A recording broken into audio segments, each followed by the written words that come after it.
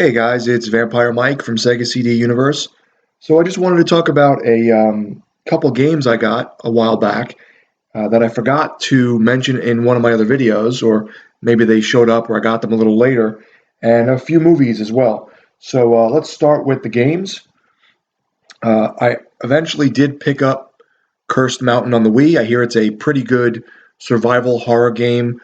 I hear the Wiimote motion controls aren't great with some of the fighting and that it can be a little annoying, but that it's a pretty cool game where you're going up this mountain and there's all these like evil monks and zombies.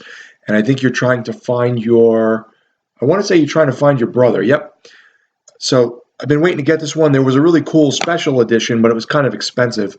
So I picked up this one. I forget what I paid for it. I want to say it was around $7 or so, which wasn't bad with shipping.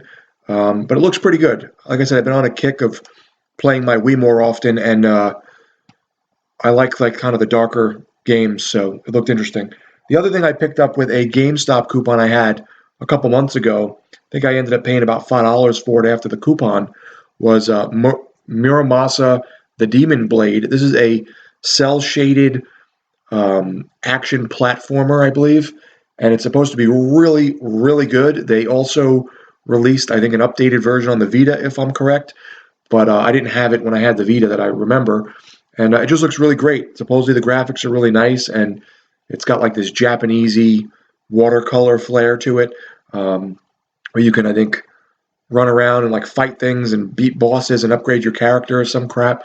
But it's like a great, I wouldn't say a hidden gem, but it's a game that people talk about as being a really awesome game on the system, which I've never played.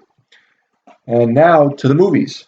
The first movie I picked up, which sounds like it's about flatulence, but it's not, is Demon Wind. This was recommended to me in my Vinegar Syndrome movie group on Facebook.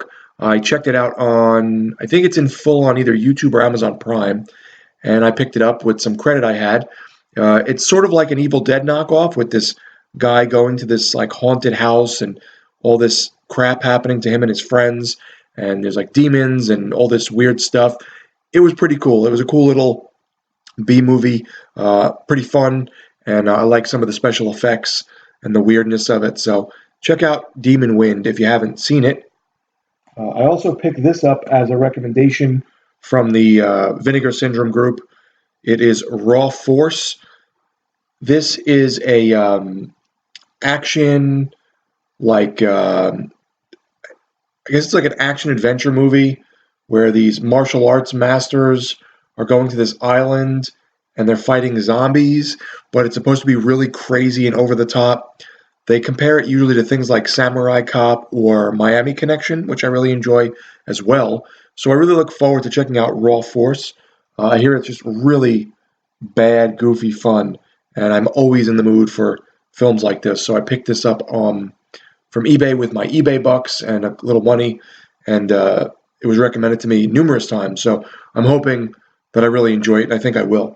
And the final movie, which has three different names, but I'll tell you which one my favorite is. It's called The House on Tombstone Hill. It's also called The Dead Come Home. And finally, when it was released by Troma, it was called Dead Dudes in the House, which has these like hip hop looking guys, almost like a Kid and Play type of film, which it is not at all. It's a horror movie about these guys that get this cheap house out in the middle of nowhere, and one of them breaks. Oh no, wait. Is it they break the? I think they break the tombstone outside of the house, if I remember correctly, and the woman who was buried there, her ghost invades the house, and it was her house originally, and starts killing all the peoples in the house. Killing all the people in the house, and the people then come back as zombies and are killing all of their own friends. These guys aren't even in the movie. This is just a really silly, bad cover that I find very amusing.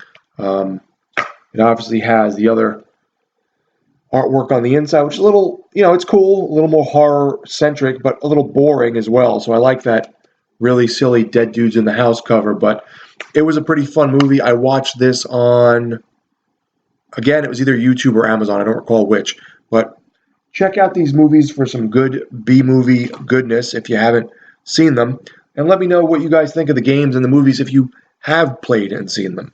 I look forward to checking all this stuff out. Thanks, guys, for watching. It's Vampire Mike from Sega CD Universe. Be good.